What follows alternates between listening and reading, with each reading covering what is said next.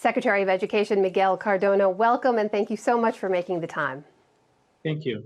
So as we look to schools reopening, a lot of students are wondering what that new normal will look like and whether it's going to be the same as it was or whether we're going to take the lessons of the loss and the pain from this last year, especially this national conversation we're having about racism in America, and applying them to schools. We have a related question coming now from Obse Abebe, 15 years old, from Bethesda, Maryland.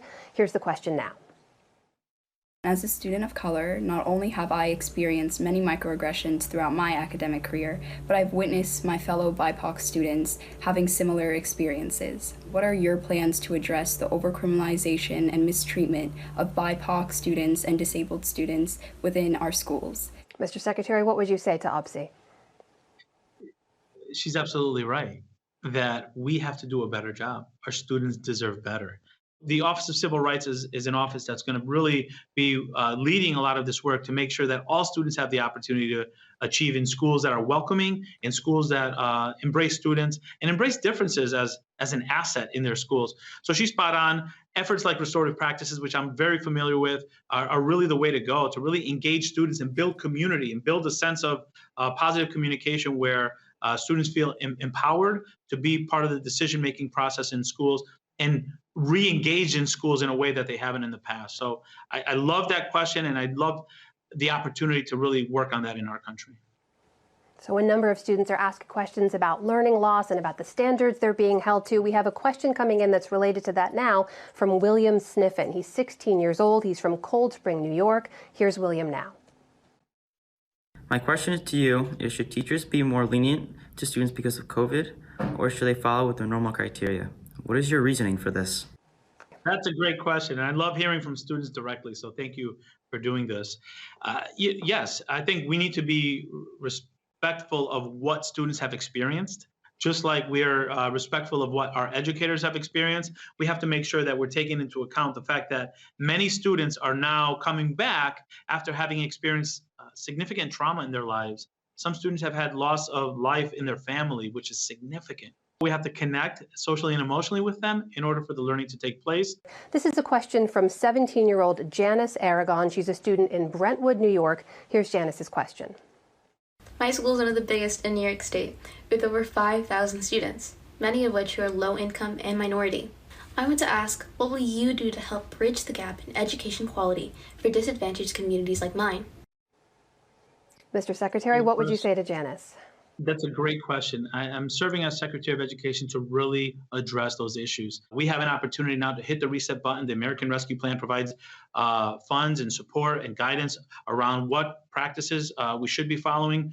And we need to be bold about addressing inequities that have existed in our system and have been exacerbated by the pandemic. Many of these students had to be looking at a screen for a year. We have to make sure that we have better interventions, that we have smaller class sizes, that we have the academic enrichment and support that our students need, not only this spring and next year, but for years to come to close whatever gaps were worsened due to the pandemic. Smaller class sizes for those students that need it most. Our students with disabilities need additional support. We know that Zoom learning isn't the same for students that require that one-to-one support or that require hand-over-hand manipulation if they're students that have sensory issues. So there's a lot of work to be done, and I know our educators are up for the challenge. Mr. Secretary, you have a lot on your plate, a lot of big decisions to make, and among the many questions we got were students asking where they fit into that conversation. I want to play for you one more question coming to us now from Reyes Martinez, 17 years old, from Michigan. Here is that question now. I went to a school board Zoom call, and the adults were talking about whether the students should go virtual or stay in person. But no one really asked how the students felt. So my question is, how can you help the students have their voices being heard in these decisions that affect their safety and their lives? Secretary Cardona, what would you say to Reyes? Reyes is spot on. And, you know, I think we really need to shift the paradigm. We're a service agency. We serve students and families. And we need systems, not only at the federal level, but at the state and at the local district level and at the school level that keeps students at the center of the conversation. students have voice. Sometimes the adults don't allow that voice into the conversation.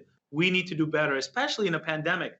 In systems that systematically include student voice, those are the ones where we see student leadership rise to a different level. Those are the ones where we see students really engaging and wanting to be in school.